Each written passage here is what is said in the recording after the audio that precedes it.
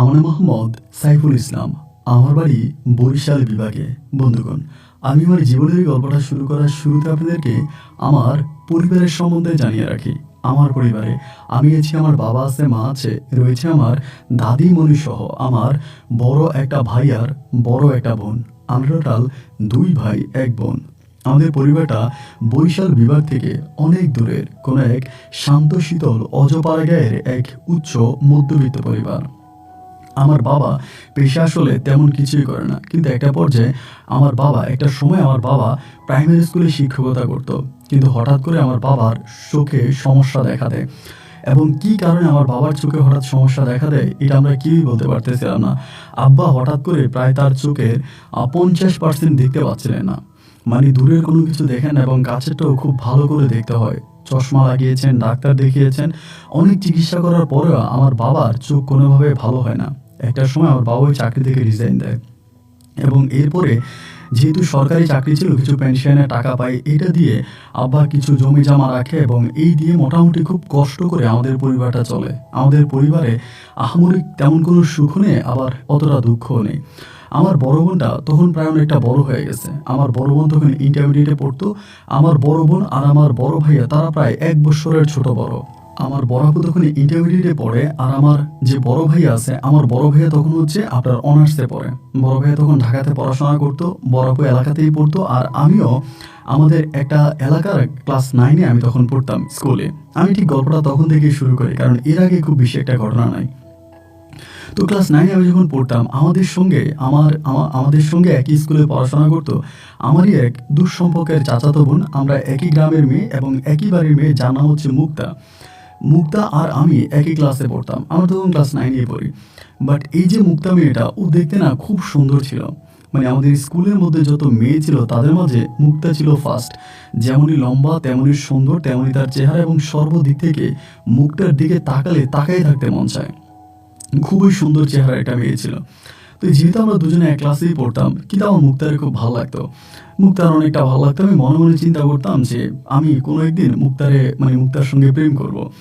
এই জিনিসটা আমার মনের ভিতরে লালন করতাম। বাট আমি ছাত্র হিসাবে স্কুলে বেশ ভালো ছিলাম। মানে ক্লাস 6 থেকে ক্লাস 9 পর্যন্ত সবসময় আমার রুল নাম্বার 5-এর মধ্যে ছিল। বেশ ভালো স্টুডেন্ট ছিলাম। কিন্তু মুক্তা কিন্তু অতটা ভালো স্টুডেন্ট ছিল না। যদিও মুক্তা বয়সে আমরা একই বয়সী ছিলাম, কিন্তু দেখতে শুনতে অনেকটা বড় হয়ে যায়। কিছু মেয়ে থাকে না, যাদের শরীরের গঠন একটু ভালো থাকে, মুক্তা ঠিক তেমনই ছিল। হাইট ভালো ছিল, বডি ভালো ছিল, চেহারাও সুন্দর ছিল, সর্বদিক থেকে অনেকটা ভালো।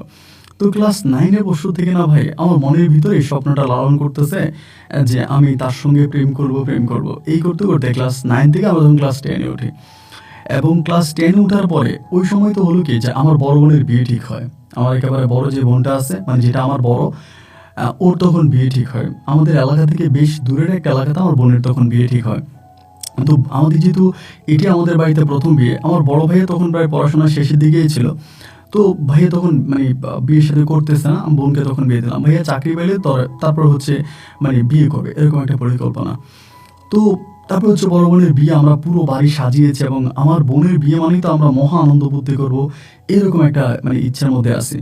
তো এই করতে করতে গায়ে হলুদের দিন, আমার বোনের যেদিন গায়ে হলুদ, সেদিন আমাদের বাড়ির সব মেয়েরা একেবারে সুন্দর করে হলুদ শাড়ি পরে আমার বোনের গায়ের হলুদ অনুষ্ঠানে আসছে, এবং মুক্তাও এত সুন্দর করে সাজছে ভাই, ওর দিকে তাকে আমার হয়ে যেন চোখের পলক ফেলতে পারি না। এত সুন্দর লাগতেছিল ওকে, যত তাকাচ্ছি ততই যেন মুগ্ধ হয়ে যাচ্ছি। আকাশের ডানা কাটা পুরীর মতো লাগতেছিল ওকে। আচ্ছা, যাই হোক, তো আমি তখন চিন্তা করতেছিলাম যে সেদিনই আমি তাকে প্রপোজালটা দিব, সেদিনই প্রপোজ করব। এইরকম একটা চিন্তা ভাবনা করে আমি তখন সিদ্ধান্ত নিলাম। তো এবার হয়েছে কি, আমার বোনের গায়ে হলুদের অনুষ্ঠানের স্টেজ সাজানোর জন্য আমরা ফুল কিনে আনছি, অনেকগুলো ফুল টুল কিনে আনছি যে স্টেজটা সাজাবো। তো সাজাই করলাম কি, আমি মুক্তারে দেওয়ার জন্য স্পেশালি একটা ফুলের তোড়া বানাইলাম। 2টা গোলাপ দিয়ে, একটা রজনীগন্ধা দিয়ে একটা ফুলের স্টিক আমি বানাইলাম। তো বানায় আমি চিন্তা করতেছিলাম যে এইটা দিয়ে আমি মুক্তারে প্রপোজ করব। কিন্তু এখন না, আমার বোনের গায়ে হলুদের অনুষ্ঠানটা প্রায় যখন শেষ হয়ে যাবে, সবাই তখন মোটামুটি শান্ত হয়ে যাবে, এই সময় একটা সুযোগ বুঝে আমি তখন ওকে প্রপোজালটা দিব। এই চিন্তা ভাবনাটাই তখন আমার মাথায় ছিল। তো এই করতে করতে প্রায় রাত 10টার দিকে আমার বোনের অনুষ্ঠানটা তখন শুরু হইলো। তো অনুষ্ঠান চলতেছে, এই সময়ের ভিতরে বাজার থেকে কোন একটা জিনিস যেন আমার আনা লাগবে। মা বলতেছে আমার ঠিক মনে নাই কি জানি একটা আনতে আমাকে বলছিল। তা আমি তখন করলাম কি, তাড়াহুড়ো করে সাইকেলে করে তখন আমি রওনা দিলাম বাজারের দিকে। তো বাজারের দিকে রওনা দেওয়ার পরে আমি তখন বাজার সাজার করলাম, করে আমাদের এলাকারই একটা মানে দোকান আছে আর কি, মানে লাইক মুদি দোকান না, কসমেটিকের একটা দোকান আছে আমাদের এলাকার মধ্যে। তো ওই দোকানটা চালু হচ্ছে রাসেল ভাই। তো আমি যখন মানে আমার মায়ের ওই সদাইটি নিয়ে চলে আসতেছে, এমন সময় রাসেল ভাই আমার দেখে ডাক দিছে। উনি আমার মানে খুবই সিনিয়র এক বড় ভাই, আমার ভাইয়ের থেকেও হয়তো 2 বছরের ছোট হবে, কিন্তু আমার অনেক বড়। আমাকে সাইকেল সাইকেল বলে ডাক দিছে। দিছে পরে আমি তখন নাইমা গেলাম, ভাই কি হয়েছে? পরে বলতেছে আমার উনি একটা বক্স দিছে, এরকম একটা বক্স। তা বক্স দেওয়ার পরে আমি বললাম যে ভাই বক্সের মধ্যে কি? উনি বলে এই বক্সের মধ্যে এই বক্সটা নিয়ে তোমাদের বাড়ির মুক্তারে দিও। যখনই বলছে আমাদের বাড়ির মুক্তারে দেওয়ার জন্য, আমি তখন একটু অবাক হয়ে গেলাম যে কি ব্যাপার ভাই, আমি মুক্তার এই বক্সটা কেন দিব? বলে না, এটা তুমি ওরে দিও, এটা ওর অর্ডার আছে। তখন আমি ভাবলাম কি যে হয়তো এমন হতে পারে যে মুক্তা হয়তো জিতুনার কসমেটিকের দোকান, আর আজকে যেহেতু মুক্তা অনেক সাজাসাজি করছে আমার বোনের বিয়ে উপলক্ষে, তাই সেজন্য হয়তো কোনো কিছু কসমেটিক দোকান থেকে কিছু মনে হয় অর্ডার করছে, এরকম একটা আর কি। আর আরেকটা বিষয় কি, উনি কিন্তু কখনোই এত রাত পর্যন্ত দোকান খোলা রাখেন না, মানে রাসেল ভাইয়ের কথা বলতেছি। আজকে কেন এত রাত পর্যন্ত দোকান খোলা রাখছে আমি সেটাও বুঝতে পারিনি। আচ্ছা যাই হোক, তারপর আমি মানে করলাম কি, আমি পরে মানে এটা নিয়ে বাড়ির দিকে রওনা দিছি। মাঝ বরাবর আসার পর আমার ভিতরে মানে কেমন জানি একটু অন্যরকম লাগতেছে যে আসলে এটা কি, এবং কেনই বা রাসেল ভাই এটা আমার হাতে দিল মুক্তারে দেওয়ার জন্য। মানে ভিতরটা কেমন জানি একটু মানে অন্যরকম মনে হচ্ছে, এবং আমার কাছে মনে হয় এটা কোনো একটা গিফট হবে। মানে বক্সটা এরকম লাভ সিস্টেম করা একটা বক্স, এবং ভিতরে কোনো একটা গিফট হবে এরকম কিছু মনে হচ্ছে। তো যাই হোক, আমি তখন বাড়ির কাছাকাছি আসার পর আমার ভিতরের ওই খুঁটিনাটিটা কাটতেছে না, যেটা কি হতে পারে। একটা সময় আমি তখন করলাম কি, আমার বোনের বিয়ের অনুষ্ঠানের যে গেট আছে, গেটের যে লাইটগুলো আছে আর কি, লাইট লাগানো হয়েছিল, ওই কোনায় গিয়ে আমি তখন এই বক্সটা খুললাম। বক্সটা খুলে না ভাই, মানে এটার মধ্যে একটা চিঠি দেখতে পেলাম, একটা চিঠি এবং আরো কিছু চকলেট টকলেট এই টাইপের কিছু। তো চিঠিটা দেখে আমি একটু অবাক হয়ে গেলাম, এটা কিসের চিঠি? আমি তখন চিঠিটা খুললাম, এবং খুলে চিঠিটা পড়ে আমার কাছে মনে হয় যেন আসমানটা ভেঙে পড়েছে। মানে এমন সব লেখা এই চিঠির মধ্যে, মানে এই চিঠিটা পড়ে আমি বুঝে গেলাম যে রাসেল ভাইয়ের সঙ্গে মুক্তার অনেক বৎসরের সম্পর্ক, এবং অনেকবার মুক্তা রাসেল ভাইয়ের দোকানে গেছে এবং তাদের মাঝে অনেক ধরনের সম্পর্ক হয়েছে। এইরকম লেখা চিঠির মধ্যে ইঙ্গিত করতেছে যে সেদিন আমার খুব ভালো লাগছিল, তুমি আসছিলা, বৃষ্টি ছিল, খুব বেশি একটা করতে পারি না, আদর করতে পারি নাই, মানে এইরকম এমন কিছু লেখা ছিল ভাই, যেটা মনে হয়েছিল আমার কলিজা থেকে আঘাত করছে। আমার বোনের বিয়ে, আমার তো অনেক খুশি থাকার কথা, কিন্তু আমার চোখ থেকে তখন অজস্র জল ঝরতেছে। আমি তখন করলাম কি, মানে রাগে ক্ষোভে পুরো বক্সটাই আমার ওই মানে ওই বাড়িতে একটা পুকুর ছিল আমার পাশে, পুকুরের মধ্যে ফেলে দিছি। পুকুরের মধ্যে ফেলে দিয়ে মনটা খুব খারাপ করে তখন বাড়িতে আসছে। বাড়িতে এসে মা যেটা অর্ডার করছে, মায়ের অর্ডারটা সাপ্লাই দিলাম, দেওয়ার পরে আমি তখন মনটা একদম মুখটা খারাপ করে আমি তখন ওখানে বসে আসছি।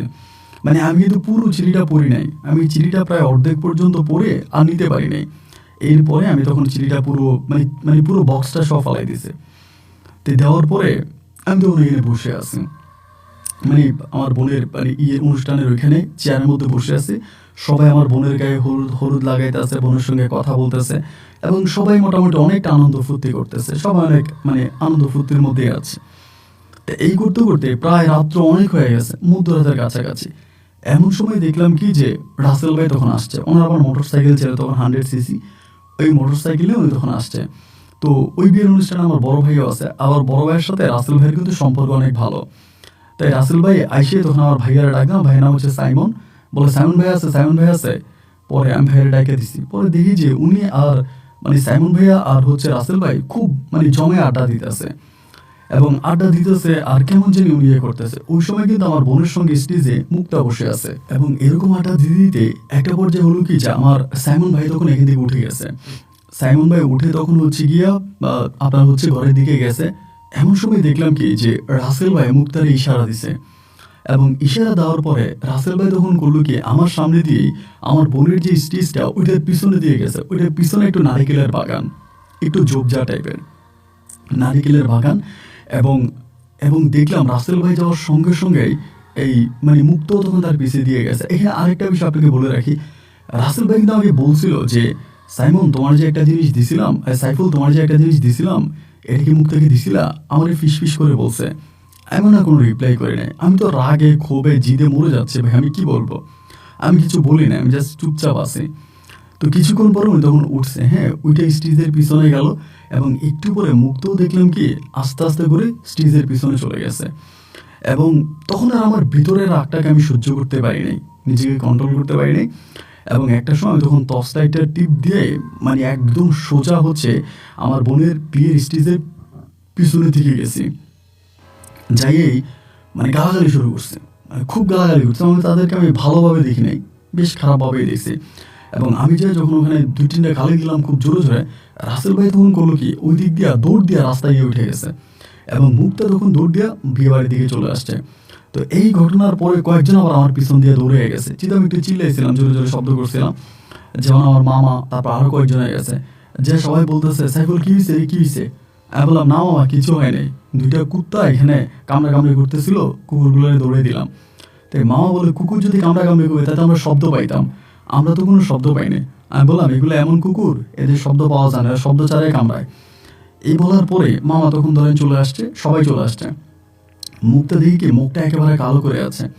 আমি তখন স্টেজের ওখানে একেবারে মানে খুব মন খারাপ করে বসে আছি। তো রাত্র তখন প্রায় মধ্যরাতে শেষ। তখনই যখন মোটামুটি সবাই ঘুমায় গেছে, শান্ত হয়ে গেছে, এই সময়ের ভিতরে মুক্তা তখন আমার কাছে আসছে। আমার মুড কিন্তু তখন খুব খারাপ, মানে কালকে যে আমার বোনের বিয়ে, মানে আমি যে কী করবো আমি নিজেও জানি না। যদি সত্যি আমার কালকে বোনের বিয়ে না হইতো, আমি ওখানে রাসেল ভাইয়ে মারতাম, মানে এমন একটা প্ল্যানিং ছিল আমার। তো একটা পর্যায়ে হলো কি যে মুক্তা তখন আসছে আমার কাছে, আয়সা বলতেছে সাইফুল তোরা একটা কথা বলবো। আমি বললাম যে হ্যাঁ বলো, কি বলবা? আমি কিন্তু আবার ওরে তুমি করে বলতাম। তাই বলতেছে যে মানে ও আমারে তুই বলতে, আমি ওরে তুমি বলতাম। পরে আমারে বলতেছে যে এটা তুই কেন করলি? আমি বললাম কোনটা? আমারে বলতেছে যে মানে যেটা করছিস। আমি বললাম যেটা করছি মানে কোনটা করছি? বলে প্রথমত রাসেল আমার মানে রাসেল ভাই আমার একটা গিফট দিছিল, তুই গিফটটা আমার দেশ নাই কেন? আর দ্বিতীয় কথা হচ্ছে আমি রাসেল ভাইয়ের সঙ্গে স্টেজের পিছনে যাওয়ার পরে তুই এরকম বিহেভটা কেন করলি? আমি তখন বললাম যে আজ আমার বোনের বিয়ে, তোমরা এগুলো কী শুরু করছো? একটা পবিত্র বিয়ের মধ্যে তোমরা এরকম অপবিত্র কাজ করতেছো, এটা কি সহ্য করা যায়? পরে বলতেছে আচ্ছা ঠিক আছে, আমার বোনের গিফটটা কই, মানে রাসেলের গিফটটা কই, গিফট আমাকে দাও, আমাকে দে। আমি বলতেছি গিফট নেই, গিফট আমি পুকুরে ফালাই দিছি, সকালবেলা পুকুর থেকে উঠাই নিও। ও একথা বলে আমি তখন খুব মানে আমার মোটা সুইচ করে আমি ওখান থেকে তখন চলে আসছি। সারাটা রাত ঘুমাইতে পারি নাই ভাই, ফজরে আজান দিছে, ঘুম থেকে মানে শোয়া থেকে উঠছি, মাথা ব্যথায় মাথা মনে হয় ছিঁড়ে যাচ্ছিল। তারপরেও আমি কি আর করবো, কিছু করি নাই। দেন হচ্ছে সবাই রেডি হচ্ছে, ছেলে পক্ষরা আসবে, বিয়ে হবে। তাই ছেলে পক্ষ আসছে, বিয়ে হয়েছে এবং সবাই বেশ আনন্দ ফুর্তি করতেছিল। তো আমার বোনকে যখন শ্বশুরবাড়িতে নিয়ে যাবে তখন সবাই বলা বলি করতেছে যে সাইফুল তুই সঙ্গে যা, যেহেতু আমি সবার ছোট, এবং মুক্তর সঙ্গে যাবে আর কি। মুক্তা তখন রেডি হয়ে রয়েছে, আমার বলতেছে সাইফুল তুই সঙ্গে চল। আমি বললাম যে না আমি যাবো না। মুক্তা তখন আমার জোরাজোরি করতেছে এবং জোরাজোরি করার পরে আমি তখন রওনা দিলাম। মানে আমার ইচ্ছে ছিল না, এরপরও যখন মুক্তা রান্নারান্নি করতেছে তখন আমি রওনা। তো আমি ক্লাস 10-এ পড়ে, বুঝতেই পারেন, মানে অতটা কিন্তু বড় হয়ে যায়নি, ছোট হয়ে আছি।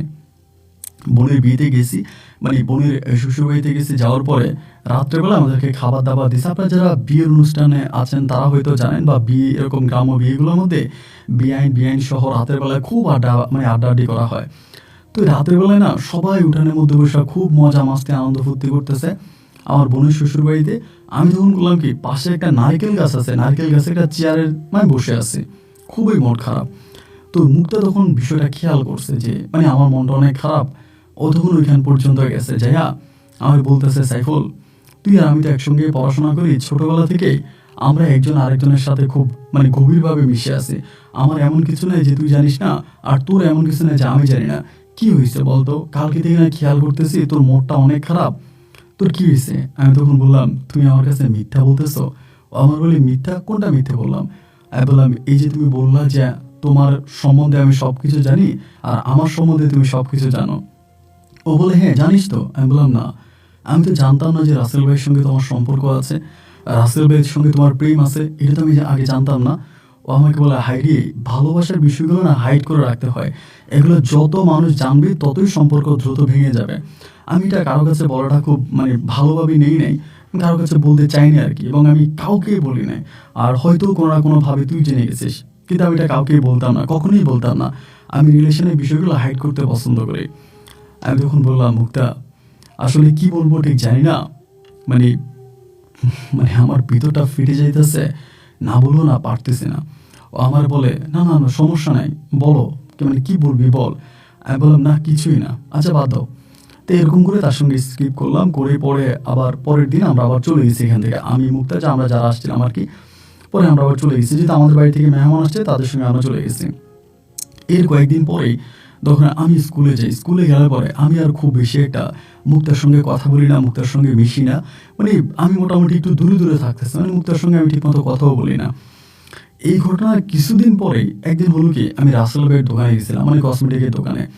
কি একটা দরকারে জানি গেছিলাম, ও হ্যাঁ আমার বড় বোনের কি একটা জিনিসের জন্য গেছিলাম। তো যাওয়ার পরে রাসেল ভাই তখন আমারে বললো যে, আমার বলতেছে সাইফুল তুই এরকম করলি কেন সেদিন, মানে আবার ওই ঘটনা আমাকে পুনরাবৃত্তি করতেছে। আমি বললাম ভাই আপনার দোকানে মালের জন্য আসছি, আপনি মাল দিলে দেন নাইলে চলে যাই, আপনি আমার সঙ্গে এরকম কোনো কথা বলবেন না। এইরকম করে তখন রাসেল ভাইয়ের সঙ্গে কথাবার্তা বলে আমি সেখান থেকে মানে একটু রাগারাগি করে চলে আসি। এবার দেখতাম কি ভাই, প্রায় অনেক সময় মুক্তা রাসেল ভাইয়ের দোকানে যাইতো।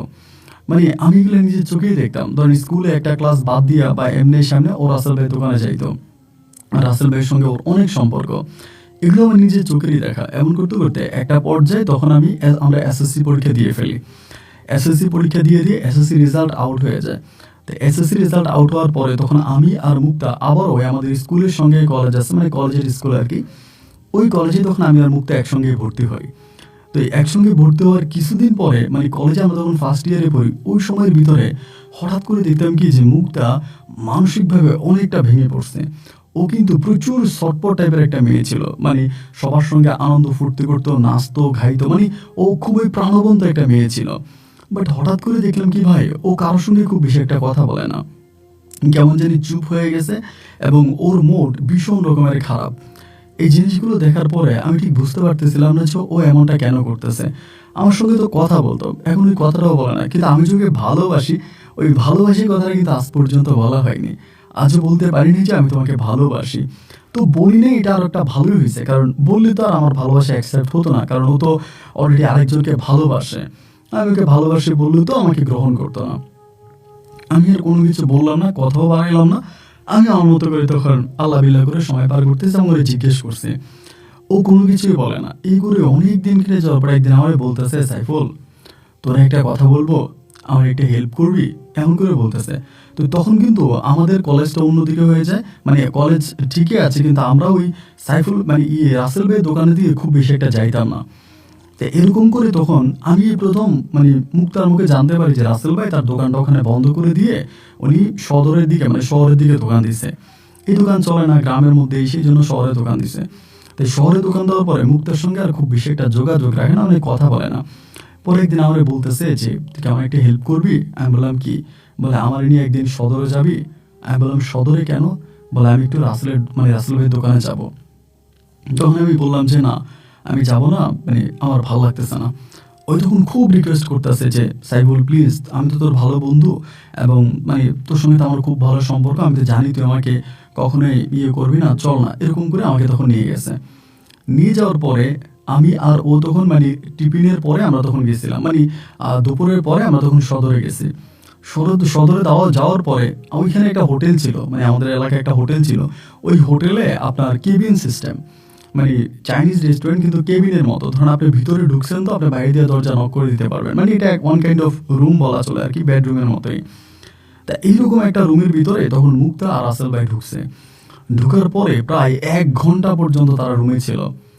আমি আসলে মানে আমি যে কেমন, মানে মুক্তা যদি আমার কোনো কথা বলে আমি না এটা ফেলতে পারি না। ও আমার কোনো কথা বললে আমি সেটা রাখার জন্য জাস্ট পাগল হয়ে যাই। এটা কি ভালো না খারাপ, এটা করা কি ঠিক হবে না ব্যাঠিক, আমি না ভাই এটা চিন্তা করি না, ও বলছে আমার এটা করাই লাগবে, মানে এই টাইপের আর কি। তারপরে আমি করলাম কি যে ঠিক আছে, ও আমার যেমনি বলছে আমি এমনি গেছি। তো 1 ঘন্টা পর্যন্ত ওইটার ভিতরে আছে। 1 ঘন্টা পরে বের হয়েছে, এবং বেরোয়ার পরে আমি ওর শরীরের অবস্থা বেশ ভালো দেখতেছি না, খুবই ক্লান্ত বা এরকম একটা অবস্থা। তখন আমি বাড়িতে গেছি, তখন কিন্তু কিছু বলতেছি না। এই করে ধরেন আরও অনেকগুলো দিন কেটে গেল। আরও অনেকগুলো দিন কেটে যাওয়ার পরে একদিন হঠাৎ করে আমি খবর পাইলাম কি, মানে আমি জানি না এটা আসলে মানে মুক্তা জানতো কিনা, এই রাসেল ভাই নাকি ওই সদরের মধ্যে এক মেয়ের নিয়ে ধরা গেছে। এবং শুধু ধরা খায় নাই, রাসেল ভাইয়ের ওখানে বিয়ে পড়াই দিছে ওই মেয়ের সঙ্গে। এবং রাসেল ভাই ওই মেয়ের নিয়ে সদরে থাকে। তখন তো ভাই মোবাইল ফোনের অত জামানা ছিল না, মানে মোবাইল ফোন টোটালি নাই বললেই চলে। তখন বেশিরভাগই চিঠিপত্রের মাধ্যমে কথা হতো। খবর পাইলাম এই ঘটনা, এবং খবর শোনা মাত্রই আমি যে কোনো একজন থার্ড পার্টির মাধ্যমে শুনতে পারছি। আইসা আমি তখন মুক্তারে জানালাম যে মুক্তা, এমন এমন ঘটনা। হয়তো আমারে বলতেছে এগুলো তুই মিথ্যা বলতেছিস, এগুলো মোটেও সত্য না, রাসেল এই টাইপের ছেলেই না। আমি বললাম আমি মোটেও মিথ্যা বলি নাই, আমি যেটা বলছি এটা সত্যিই বলছি, তুই খবর নিয়ে দেখ। এইবার ও তখন খবর নিয়েছে এবং খবর নিয়ে জানতে পারছে যে আসলেই সত্যি রাসেল ওই কলেজেরই, মানে ওই সদরের কলেজের একটা মেয়ের সঙ্গে, মানে তার মানে যে আছে দোকান আছে, দোকানে ধরা গেছে। এবং এরপর ওর দোকান ভাঙচুর করছে কইরা, এরপরে জাস্ট হচ্ছে ওকে মানে ওই দুই ছেলে মেয়ে ওদেরকে বিয়ে দিয়ে দিচ্ছে, বিয়ে হয়ে গেছে অলরেডি। তো রাসেল ভাইয়ের বাড়ি কিন্তু আমাদের বাড়ি থেকে বেশ দূরে ছিল, ব্যবসা করতো আমাদের বাজারে, কিন্তু বাড়ি অনেক দূরে ছিল, আমাদের এলাকা ছিল না। এবং এইটা শোনা মাত্রই মানে মুক্তা তখন একেবারে মানসিক রোগীর মতো হয়ে যায়, খাওয়া দাওয়া বন্ধ করে দেয়, কলেজে যায় না, মানে কেমন যে একটা মানুষ হয়ে যায় ভাই, আমি আপনাকে বলে বোঝাতে পারবো না। ওর মুখের দিকে তাকালে মনে হয় কি যে গোটা পৃথিবীটা মনে হয় অন্ধকার হয়ে গেছে। তখন আমি মানে কি করবো ঠিক বুঝতে পারতেছিলাম না। আমি যতটুকু পারতেছি ওরে বোঝানোর চেষ্টা করতেছি যে মুক্তা, যা হবার তা হয়েছে, এগুলো নিয়ে পড়ে থাকলে হবে না, সামনের দিকে মুভ করতে হবে। ও বলে কিভাবে মুভ করব, আজকে প্রায় 5টা বছরের সম্পর্ক, এবং এই 5টা বছরে ও আমার সঙ্গে কি না করেছে, এবং আজ কেনই বা অন্য কাউরে বিয়ে করলো, আমাকে কেনই বা এভাবে ধোকা দিল, আমি তো এটা কোনোভাবে মানতে পারতেছি না, আমার সঙ্গে এরকম চিটিংটা কেন করলো। এইভাবে এগুলা সে বলে বলে কান্না করতেছে, খুব খুব কান্না করতেছে। তা আমি আমার জায়গা থেকে ওরে মাঝে মাঝে এখানে নিয়ে যাই, ওইখানে নিয়ে যাই, অনেক সময় ঘুরে। এবং এই করতে করতে একদিন আমার হঠাৎ করে জিজ্ঞেস করতেছে, সাইফুল তোর একটা কথা জিজ্ঞেস করবো, সত্যি করে বলবি?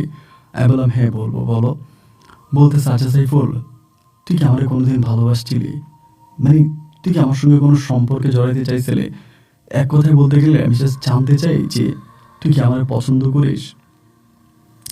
আমি তখন নিচের দিকে তাকায় আছে, তাকায় থেকে বলতেছি, তুমি তো আমাকে বলছিলা যে রাসেল ভাই সঙ্গে তোমার 5 বছরের সম্পর্ক, কিন্তু আমার কাছে মনে হয় কি যেদিন থেকে আমার বুঝ হয়েছে বা যেদিন থেকে আমার বয়স হয়েছে, আমি যখন থেকে বুঝতে শিখেছি, আমি তখন থেকেই না তোমাকে পছন্দ করি, আমার তোমাকে ভালো লাগে। কিন্তু আমার এই ভালোবাসার কথাটা না আমি তোমাকে বলতে পারি নাই, এবং খুবই দুর্ভাগ্য, খুবই হতভাগা কপাল পরা আমি, তোমাকে রাসেল ভাই পেয়ে গেল। ও তখন বলে আরেকটা প্রশ্ন করি। আমি বললাম হ্যাঁ করো। ও আমায় বলতেছে, তুই তো আমার সব কিছুই জানিস, এবং তোর চোখের সামনে রাসেলের সঙ্গে আমার অনেক কিছু হয়েছে, এত কিছু জানার পরেও কি তুই আমাকে ভালোবাসিস? আমি তখন ওর দিকে তাকিয়ে বলতেছি, তোমার সঙ্গে রাসেল ভাইয়ের কি হয়েছে আমি সত্যিই কিন্তু দু চোখে দেখি নাই, আমার চোখে তেমন কিছুই ধরা পড়ে নাই। তবে আমি তোমাকে একটা কথা বলি, আমি যদি রাসেল ভাইয়ের সঙ্গে তোমাকে একই খাটে কখনো দেখতে পারতাম না, আমি তারপরেও তোমাকে ভালোবাসতাম, তারপরেও তোমাকে বিয়ে করতাম, কারণ আমার ভালোবাসাটা তোমার মনের প্রতি, তোমার দেহের প্রতি না। এটা বলার সঙ্গে সঙ্গেও আমাকে জড়িয়ে ধরে না চিৎকার করে কাঁদতে শুরু করে, এবং বলে এমন ভালোবাসাই তো আমি চাচ্ছিলাম। আমার আমার চোখের সামনে হীরা ছিল, আর আমি সেই হীরাকে লাথি মেরে ফেলে দিয়ে আমি ঠুমকো ভাঙা কাচের পেছনে দৌড়িয়েছি। আমি আমার জীবনে কত বড়ই না ভুল করেছি। তুই যে আমাকে ভালোবাসিস এটা না আমি কখনো বুঝতেও পারিনি, তবে বুঝতে পারিনি বললে ভুল হবে, আমি অনেক সময় সন্দেহ করতাম যে তুই আমাকে ভালোবাসিস, কিন্তু রাসেলের ভালোবাসা আমার সঙ্গে এমনভাবে লেগেছিল যে আমি সত্যিটা তোকে বলতে পারি নাই, তোকে আমি ওভাবে বুঝতে পারি নাই। এরপরেই এই মুক্তার সঙ্গে আমার একটা মিষ্টি মধুর প্রেমের সম্পর্ক শুরু হয়। মুক্তা আমাকে ছাড়া কোনো কিছু বুঝে না, আর আমিও মুক্তার ছাড়া কোনো কিছু বুঝি না। একে অপরের মাঝে যেন অন্যরকমভাবে হারিয়ে যাচ্ছিলাম। এক মিষ্টি মধুর প্রেমের সম্পর্ক তখন আমাদের শুরু হয়। নিশি দিবানিশি মুক্তা আমার বুকে মাথা রেখে ঘুমায়, আমি তার বুকে মাথা রেখে ঘুমাই। যেহেতু আমাদের পাশাপাশি ঘর, সুতরাং এটা না আমাদের এলাকার মানুষ খুব বেশি একটা সন্দেহ করতো না, কারণ আমরা একই প্রাইমারি স্কুলে পড়েছি, একই হাই স্কুলে পড়েছি, এবং এখন একই কলেজে পড়তেছি। সুতরাং আর এই বিষয়টা নিয়ে না কারো মনে কোনো সন্দেহ রইল না। সবাই তখন মোটামুটি এটাকে খুব সিম্পলভাবেই মেনে নিছে। এই করতে করতে তখন আমরা ইন্টারমিডিয়েট পরীক্ষা দিব। ইন্টার পরীক্ষার সময় মুক্তার সঙ্গে আমার অনেক স্মৃতি আছে। আমি রাতকে রাত এই মুক্তাকে নিয়ে আমাদের বাড়ির আঙিনায় ঘুরে বেড়াতাম, মাঠে ঘাটে রনে বনে জঙ্গলে সারাক্ষণ মুক্তার নিয়ে রাতের বেলায় ঘুরতাম। আর মুক্তা আমার মুখের দিকে তাকিয়ে খুব আফসোস করে বলতো, তুই আমাকে এতটা ভালোবাসবি যদি আমি জানতাম না, আমি কোনোদিন ওই বাটপা রাসেলের ফাঁদে পা দিতাম না। তুই যে আমাকে এতটা ভালোবাসিস আমি এটা কখনো বুঝতেও পারি নাই। আজ আমি সত্যি খুব আফসোস করতেছি যে আমি কেন এতটা সময় নষ্ট করলাম আমার জীবনে। আরও আগে আমি কেন তোর সঙ্গে জড়ালাম না, তাহলে হয়তো আজকের এই মুহূর্তগুলো আমি আরও আগে থেকেই কাটাতে পারতাম। আমাদের এই মিষ্টি মধুর প্রেমের সম্পর্কটা আস্তে আস্তে করে সামনের দিকে এগিয়ে যাচ্ছিল। এমন তো সময় তখন আমরা ইন্টার পরীক্ষা দেবো, ইন্টার পরীক্ষা দেওয়ার কিছুদিন আগে, মানে ইন্টারমিডিয়েট পরীক্ষা দেবো এর কিছুদিন আগে একদিন মা আমারে বলতেছে যে আমার যে বড় ভাইয়া আছে, মানে আপনার সাইমন ভাইয়া বলতেছে যে সাইমন ভাইয়ের জন্য মেয়ে দেখবে। মা বলতেছে সাইমন ভাই তখন একটা গভর্নমেন্ট চাকরি পায়, একটা সরকারি চাকরি পায় ঢাকাতে। তো এখন আম্মা বলতেছে যে সরকারি চাকরি করে ঢাকায় থাকে, এখন আমরা ওরা বিয়ে করাবো, বিয়ে করে মানে বিয়ে করাই দেবো, আম্মা এটা বলতেছে। তো আমি বলি যে ঠিক আছে তাহলে মেয়ে খোঁজাখুঁজি শুরু করি, এরকম করতেছে। এই করতে করতে একদিন আমি মুক্তারে বলতেছি যে মুক্তা, তোমার তো অনেক মেয়েদের সঙ্গে উঠা বসা, এবং যদি এরকম কোনো সুন্দর মেয়ে থাকে তাহলে আমার একটু বলো। আমার আম্মা বলছে যে সাইমন ভাইরা নাকি বিয়ে করাবে, তার সুন্দর মেয়ে পাইলে আমরা বিয়ে করাবো, তোমার কাছে কি এরকম কোনো সুন্দর মেয়ে আছে? অতক্ষণ আমি বলতেছে কি আমার তোমার পছন্দ হয় না, এমনিই বলে। আমি বললাম না, পছন্দ হবে না কেন, তুমি তো স্কুলে টপ সুন্দরী, কলেজেও টপ সুন্দরী, এবং এলাকায়ও টপ সুন্দরী, বাট তুমি তো আমার জন্য। ও তখন বলে ধরু তোমার বড় ভাই এখনো বিয়ে করে নাই, তুমি কেমন আমার বিয়ে করবা? আমি বললাম যে কি বলে এগুলো তুমি? ও বলে তোমার আম্মারে বলো তোমার বড় ভাইয়ের কাছে আমার বিয়ে দেওয়ার জন্য। মানে ও কথাটা তখন হাসতে হাসতে বলছিল, বুঝছেন? বাট আমি না এই বিষয়টা ওই হাসতে হাসতেই নিয়ে নিছি। আমি বলছি যে ধরু পাগলামি করো না, আছে কেন? বলো না আমার কাছে এরকম নাই। এই ঘটনা ৩-৪ দিন পরেই, মানে ৩-৪ দিন পরেই হলো কি আমার বড় বোন তখন আমাদের বাড়িতে বেড়াইতে আসছে। বড় বোন বেড়াইতে আসার পরে আমার বড় বোন তখন বেড়াইতে এসা এই মুক্তারে তখন আমার বড় বোন ভাবি ভাবি মিলে ডাকতেছে, মানে বলতেছে ও ভাবি ভাবি এরকম করে ডাকতেছে। তাই আমার বড় বোন যখন মুক্তারে ভাবি বলে ডাকতেছে তখন আমার ভিতরে ডাউট ঢুকলো যে কী ব্যাপার, আমার বড় বোন মুক্তারে ভাবি ডাকে কেন? আমার বড় বোন যদি জেনেও থাকে যে মুক্তার সঙ্গে আমার একটা সম্পর্ক আছে, তাহলে তো সে এইভাবে ভাবি ডাকতে পারে না, এবং কেন এইভাবে ভাবি ডাকতেছে? একদিনে আমার বড় বোনের ধরলাম, মানে ওই দিনে ধরছি, ধরে বললাম যে আপু একটা বিষয় আমি বুঝতেছি না, তুমি এই মুক্তারে কেন ভাবি ডাকতেছ? আমার বোন তখন বলে ও আচ্ছা শুধু ভাবি ডাকছি, ভুল হয়ে গেছে, আচ্ছা ঠিক আছে এখন থেকে হবু ভাবি ডাকবো। আর হবু ভাবিও খুব বেশি একটা ডাকতে হবে না, কারণ কয়েকদিন পরে ডিরেক্টলি ভাবি ডাকার অনুমতি পেয়ে যাব। তখন আমি বললাম যে মানে আমি না কথা বুঝতেছি না, কি হয়েছে? বলে তুই জানিস না বাড়ির মধ্যে থাকিস অথচ বাড়ির খবর রাখোস না, তুই জানিস না যে আমাদের সাইমন ভাইয়ের সঙ্গে মুক্তার বিয়ে ঠিক হয়েছে? মানে আমি একই বাড়িতে থাকি, একই ঘরে থাকি, অথচ আমি জানি না। আমি তখন আমার বোনের বলতেছিলাম সেটা কি বললা, মানে কি বলতেছে এগুলো তুমি আপা? পরে বলতেছে হ্যাঁ সত্যিই তো বললাম, মুক্তার সঙ্গেই তো সাইমন ভাইয়ের, মানে সাইমন ভাইয়ের হচ্ছে বিয়ে ঠিক হয়েছে, কেন তুই জানিস না? কেন মুক্তা তোরা বলে নাই? আমি বললাম মুক্তা আমারে বলবে, মুক্তা আমারে কেন বলবে? আমার বোন তখন বলে কেন, মা তো মুক্তার হাতে আংটি পরাই দিছে। তো এই কয়টা দিন ধরে না আমি আমাদের পারিবারিক একটু সমস্যার কারণে একটু বাইরে বাইরে ছিলাম, ফ্যামিলিতে খুব বেশি একটু সময় দিতে পারিনি। অথচ আমাদের ফ্যামিলিতে এঙ্গেজমেন্ট হয়ে গেছে, আমার মা মুক্তার হাতে আংটি পরাই দিছে আমার ভাইয়ার জন্য, এটা মুক্ত আমার বলে নাই, আর আমার পরিবারের মানুষ কেউ আমাকে বলে নাই। মুক্তার সঙ্গে আমার প্রত্যেক দিন কথা হইতো, অনেক কথা হইতো প্রতিদিন, কিন্তু কোনোদিনও মুক্তা খোঁড়াখোঁড়া আমার কাছে কথা বলে নাই যে আমার ভাইয়ের সঙ্গে মুক্তার এঙ্গেজমেন্ট হয়েছে বা আমার আম্মা মুক্তার আংটি পরাই দিছে। আমার বোন এটা বলা মাত্রই আমার মাথায় তখন আসমানটা ভেঙে পড়ছে, কিরে এটা কেমন কথা হইল? আমি মুহূর্তের মধ্যে মুক্তার কাছে গেলাম। মুক্তাদের বাড়ির পিছনে একটা ঘাট আছে, ঘাটের মধ্যে মুক্তা বসে আছে, একা একাই ছিল। আমি বললাম মুক্তা এটা কি শুনলাম আমি? ও বলে কি শুনলি? মানে ও তখন আমার তুই তুমি দুইটাই বলতো, আমার ওই জিনিস কী শুনলি? আমি বললাম শুনলাম যে আমার মা নাকি তোমার হাতে আংটি পরাই দিছে। ও বলে হ দিছে তো। আমি বললাম আংটি পরানোর সময় মা কি বলছে? বলছে তোমার ভাই সাইমনের সঙ্গে আমার বিয়ে হবে, এই জন্য আংটি পরাই দিছে, কারণ এটা আমাদের পরিবার সবাই জানে, তুমি জানো না? আমি বললাম মুক্তা তুমি এগুলো কি বলতেছো, মানে তুই কি ঠিক আছো, তোমার মাথা কি ঠিক আছে, নাকি ছাগলের 3 নাম্বার বাচ্চার মতো উল্টাপাল্টা করতেছো, কি করতেছো এগুলা, কি বলতেছো? ও বলে আমি তো কোনো কিছু বলতেছি না, তুমি না উল্টাপাল্টা বলতেছো, কি হয়েছে? আমি বললাম মুক্তা তোমার সঙ্গে আমার প্রেম, তোমার সঙ্গে আমার ভালোবাসা, আমার মা আমার বড় ভাইয়ের জন্য তোমার হাতে আংটি পরাই দিল, আর সেই আংটি তুমি নিয়ে নিলা, আমাকে কিচ্ছু বললা না। ও তখন বলতেছে আচ্ছা সাইফুল তোমার সঙ্গে একটু কথা বলি, বসো।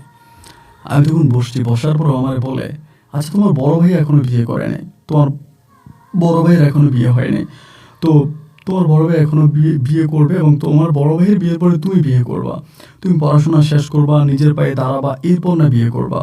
তো তোমার কি মনে হয় যে এই পর্যন্ত আমার পরিবার আমাকে তোমার জন্য রেখে দিবে? আমি বললাম, মানি? ও বলে, মানি হচ্ছে আমার পরিবার কখনোই এতদিন আমাকে তোমার জন্য রেখে দিবে না। তার থেকেও বরং হয় কি যে তোমার ভাইয়া যদি আমাকে বিয়ে করে, আমি তোমার ভাবি হিসেবে অ্যাটলিস্ট তোমার ঘরে যেতে পারবো। আর ভাবি মানে আদা, মানে বুঝতেই তো পারো। সুতরাং তোমার ভাইয়ার হকও থাকবে, তোমারও হক থাকবে, তুমিও তোমারটা পাবা, তোমার ভাইও তারটা পাবে। সো কোনো সমস্যা নাই। আমি তোমার ঘরে গেলে অ্যাটলিস্ট তুমি তো আমার পাইবা। আর অন্য কোথাও যদি আমার বিয়ে হয়ে যায় তাহলে কি তুমি আমার আর পাইবা? এই জন্য বুদ্ধি খাটে তোমার ভাইয়ের সঙ্গে বিয়েতে আমি রাজি হয়ে গেছি। আমি বললাম, মুক্তা তুমি এটা কি বলতেছো? আমি তোমাকে আমার জীবনের চাইতেও বেশি ভালোবাসি। মুক্তা, তোমার অতীত জীবনে কি হয়েছে সব কিছু জেনে শুনেই কিন্তু আমি তোমাকে ভালোবেসেছি, আমি তোমার সঙ্গে সংসার করতে রাজি হয়েছি। ও বলে, হ্যাঁ, আমার অতীতে কি হয়েছে এটা তোমার ভাইও জানে। তোমার সাইফুল ভাই, তোমার কি বলে সাইমন ভাইও জেনে আমাকে বিয়ে করতে যাচ্ছে। আর তুমি যদি বিশ্বাস না করো তোমার ফ্যামিলির সঙ্গে কথা বলো, আমার অতীতে শুধু তোমার ঘটনা ছাড়া তারা সব কিছুই জানে। এবং তাহলে আমার ঘটনা লুকাইলা কেন? আমার ঘটনায় কেন তাদেরকে বললো না যে আমার সঙ্গে তোমার প্রেম আছে, আমার সঙ্গে তোমার ভালোবাসা আছে, আর তুমি আমাকে ভালোবাসো, আমি তোমাকে ভালোবাসি, এটা তুমি কেন বলো নাই? ও বলে, এই ভালোবাসার কোনো ফিউচার নাই, কোনো ভবিষ্যৎ নাই, আমি এই জন্য বলি নাই। আমি বললাম, মুক্তা, মুক্তা তুমি পাগলামি করো না, আমার একটা কথা শোনো। তুমি মানে এই কথা বলেও তখন এখান থেকে উঠে চলে গেছে। আমি বাড়িতে এসে দেখি যে মোটামুটি আমার বোন, আমার মা, আমার বাবা এবং পরিবারের বাকি যারা আছে এরা মোটামুটি বিয়ের কেনাকাটা শুরু করে দিয়েছে এবং কয়েকদিনের মধ্যে ভাইয়া আসবে এবং ভাইয়া আসলে পরে বিয়ে। আমি তখন কি করবো ঠিক মানে বুঝে উঠতে পারতেছিলাম না।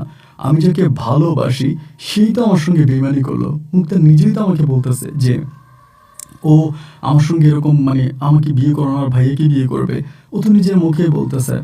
আমি আবারও আরেকটা খুব বড় ধরনের আঘাত খেয়েছি। এর আগের আঘাতটা হয়তো সহ্য করতে পারছি, কারণ ওরে পাই নাই, হারাইছি, কিন্তু আজকে তো আমি দেখি পেয়ে হারাইতেছি। সো পেয়ে হারানোর ব্যথা তো ভাই সহজ কোনো ব্যথা নয়। আমি ঠিকমতো বুক ভরে নিঃশ্বাস নিতে পারি না, রাতের বেলায় একটুখানি ঘুমোতে পারি না, এক প্লেট ভাত খাইতে পারি না, ঠিকমতো পড়াশোনা করতে পারি না। আমি তখন মানসিকভাবে প্রায় মরে যাওয়ার মতো অবস্থা হয়েছে। সুযোগ পাইলে মুক্তার হাত চেপে ধরি, সুযোগ পাইলে মুক্তার পা চেপে ধরি এবং সুযোগ পাইলে মুক্তার সঙ্গে মানে কান্নাকাটি করেছে, মুক্তা প্লিজ, আমি না পারবো না। ও আমাকে একটা কথাই বলে, আমাকে বিয়ে করলে তুমি যা পাইতা তোমার ভাবি হয়ে গেলেও তুমি তা পাইবা, তুমি টেনশন করো না, আমি তোমারই থাকবো, শুধু স্বামী হিসেবে তোমার ভাই থাকবে, কিন্তু আমি তোমারই থাকবো।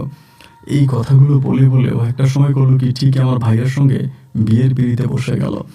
আমার চোখের সামনে মুক্তার বিয়ে হয়ে গেল, শুধু বিয়েই নয়, এবং সেই দিনই মুক্তা আমার ভাইয়ের সঙ্গে বাসর ঘরও করলো। আমার ভাইয়া আর রাসেল ভাইয়ার এত মধুর সম্পর্ক ছিল, কিন্তু আমার ভাইয়া কি সত্যিই জানতো না যে রাসেল ভাইয়ের সঙ্গে মুক্তার এমন একটা সম্পর্ক ছিল? আমার মন বলতেছে ভাইয়া জানতো, কিন্তু জানার পরও ভাইয়া মুক্তাকে বিয়ে করছে, কারণ মুক্তা দেখতে অনেকটা সুন্দরী এবং আমাদের পাশাপাশি ঘরের মেয়ে, মায়ের সঙ্গে সেবা যত্ন করবে, পরিবারের সঙ্গে আগ থেকেই পূর্ব পরিচিত, সুতরাং সবাই মিলে ভালো থাকবে। এই চিন্তা ভাবনা করেই আমার মা তখন এই মানে আমার ভাইয়া তখন মুক্তার বিয়ে করতে রাজি হয়ে গেল এবং একটা পর্যায়ে মুক্তার সঙ্গে আমার ভাইয়ার বাঁশরও হলো। আমি তখন কি করছি, মানে পড়াশোনা ছেড়ে দিছি, মানে পড়াশোনা টোটালি করি না। ভাইয়ের সঙ্গে মুক্তার বিয়ের কয়েকদিন পরেই আমি তখন কি করছি, আমার যত বইপত্র এবং আমার যে ইউনিফর্ম আছে সব কিছু আমি পড়াই দিছি উঠানের মধ্যে আগুন লাগাইয়া। তো মা গালাগালি করতেছে। ও হ্যাঁ, তখন কিন্তু মুক্তা আর আমার কি বলে সাইমন ভাইয়া তখন হচ্ছে কক্সবাজার গেছে। তারা কক্সবাজার গেছে এবং ভাইয়ার আরও কয়েকটা ফ্রেন্ড, মানে আমার সাইমন ভাইয়ার আরও কয়েকটা কলিগ আছে এবং তারা সবাই মিলে তখন কক্সবাজার গেছে মুক্তার সহ। আমি যে কি পাগলামি করছি ভাই, আমি মানে আমার যত ড্রেস আপ ছিল, যত স্কুল ড্রেস, ইউনিফর্ম এবং মানে আমার যত বইপত্র ছিল আর কি আমার ভার্সিটির, আমি সব কিছু পড়াই দিছি এবং ফ্যামিলির মধ্যে পাগলামিরা অশেষ করতেছে, মানে প্রচুর পাগলামি করতেছে। আমি কিন্তু কাউকে বুঝাইতে পারতেছি না, আমি কাউকে বলতে পারতেছি না যে আমার ভিতরে কি চলতেছে, আমি কেন এটা করতেছি, কি কারণে করতেছি, এটা না কাউকে বলতে পারতেছি না। সবাই শুধু আমার পাগলামিটাই দেখতেছে, আমার রাগ, ক্ষোভ, অভিমান, জিদ এটাই দেখতেছে, কিন্তু আমি এই রাগ, ক্ষোভ, জিদ, অভিমান কেন করতেছি এটা না ভাই কেউই বুঝে না। মনের ভিতর ভালোবাসার মানুষটাকে আমি তখন কবর দিচ্ছিলাম।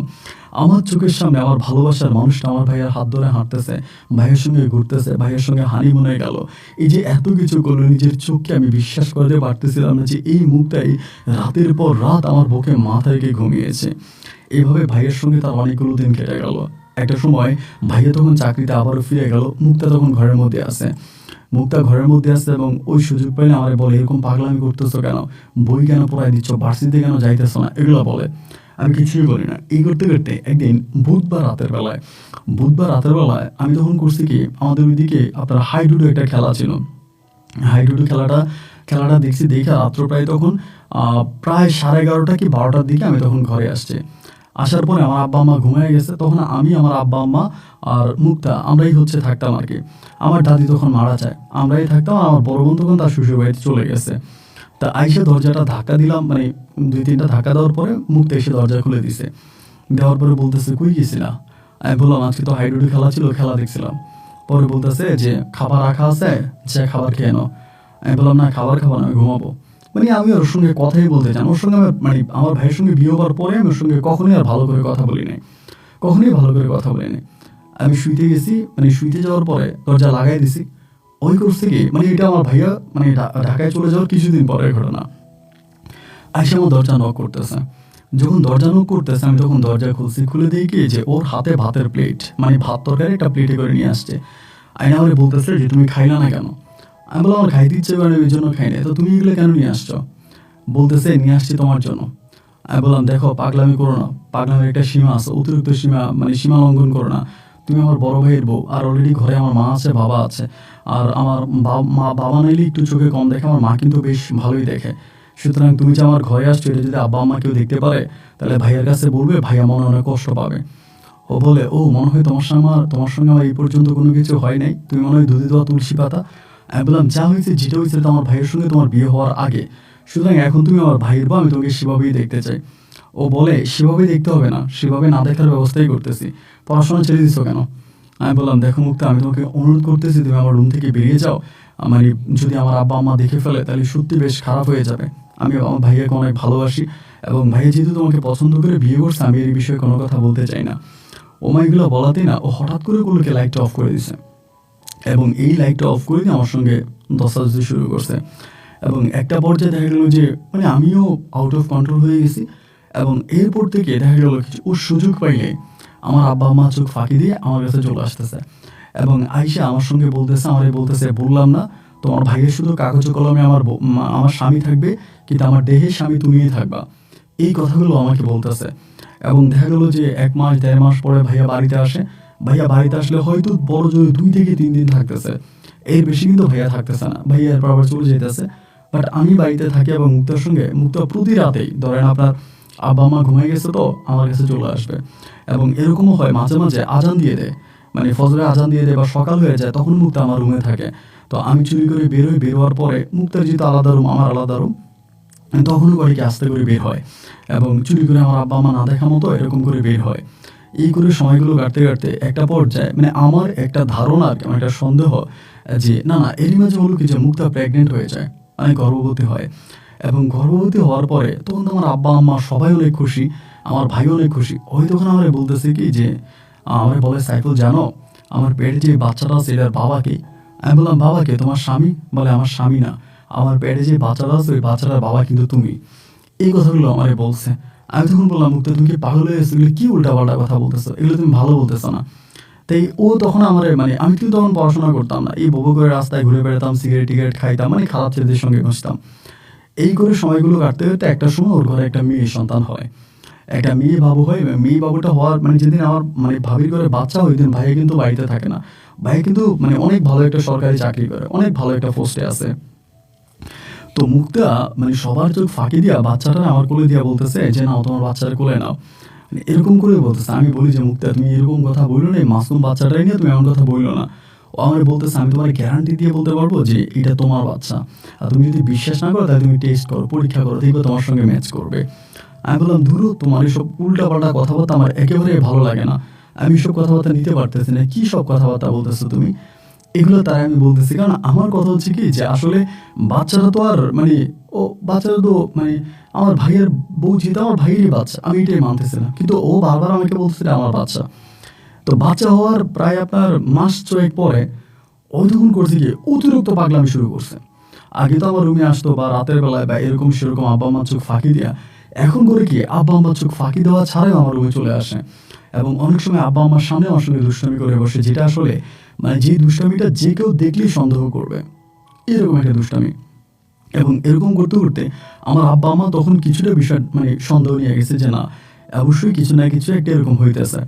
এমন করে আব্বা তখন একদিন আমার ডাইকা বলতেছে, তুই তো কোনো কিছু করিস না, বাড়ির মধ্যে বসে থাকিস এবং তোর ভাই সাইমন ও হচ্ছে ঢাকায় চাকরি করে, ওর টাকার উপরে আমাদের গোটা পরিবার চলে, এভাবে তো হতে পারে না, এভাবে তো জীবন কাটতে পারে না। এখন আমি সিদ্ধান্ত নিয়েছি তোর আমি বিদেশ পাঠিয়ে দিব। এই কথা আমার আব্বা আমারে বলতেছে। তা আমারও না ভাই বিদেশ চলে যেতে ইচ্ছে করে, মানে আমার এই জীবন আর ভালো লাগে না। এই যে আমি মুক্তার সঙ্গে থাকতেছি, মুক্তার সঙ্গে অবৈধ সম্পর্কে মিশতেছি, আমার এগুলো একেবারে ভালো লাগে না। কারণ আমি তো জানি মুক্তা আমার ভাইয়ের বউ, আমি যা করতেছি তা তো অন্যায় করতেছি আমি জানি, কিন্তু তারপরেও আর কি করা। আব্বা তখন বললো যে তোরে আমি বিদেশে পাঠিয়ে দিব, আমি কথা বলতেছি। এই করতে করতে আব্বা তার কোন ছাত্রের মানে কেমন যেন একটা সম্পর্ক আছে, ওই লোক ওমানে থাকে এবং তাদের ওমানে নিজেদের ব্যবসা ট্যাবসা আছে, মানে মোটামুটি অনেক বড় লোক। সেই লোকের সঙ্গে আব্বা তখন কথা বলে, তখন কিন্তু আমার ফোন বের হয়েছে, মোবাইল ফোন বের হয়েছে, সবার হাতে হাতে বাটনওয়ালা ফোনগুলো আছে, অ্যান্ড্রয়েডটা ওভাবে প্রচলিত হয়নি, তবে বাটন ফোনগুলো চলে। আব্বা তখন ফোনে যোগাযোগ করলো, বিদেশে যোগাযোগ করার পরে সেই লোক তখন আমার আব্বারে বললো জোরে পাসপোর্ট করে পাসপোর্ট দিতে বলেন। আমার আব্বা তখন আমার পাসপোর্ট করাইছে, আর আমার যেদিন পাসপোর্ট করেছে ওই দিন থেকে মুক্তা পাগল হয়ে গেছে। মুক্তা আমারে বলতেছে তুমি বিদেশ যেতে পারবা না। আমি বললাম কেন যেতে পারবো না, আমি বিদেশ চলে যাবো, আমার এই দেশ আর ভালো লাগে না, আমি যেসব জিনিস দেখতেছি এইসব জিনিস আমি কেন দেখবো। ও আমারে বলে, দেখো আমার হাজব্যান্ড মানে তোমার ভাইয়া আমার অনেক আগেই বলছিল ঢাকায় নিয়ে যাওয়ার জন্য, ঢাকায় বাসা ভাড়া করবে, ঢাকায় আমাকে আর বাচ্চাকে নিয়ে থাকবে, কিন্তু আমি রাজি হইনি। আমি তোমার ভাইয়াকে বলছি আমি তোমার আব্বা আম্মাকে ছেড়ে যেতে পারবো না, এগুলো আমি তোমার ভাইয়াকে বলছি, কিন্তু সত্যি কি আমি তোমার আব্বা আম্মাকে ছেড়ে যেতে পারবো না?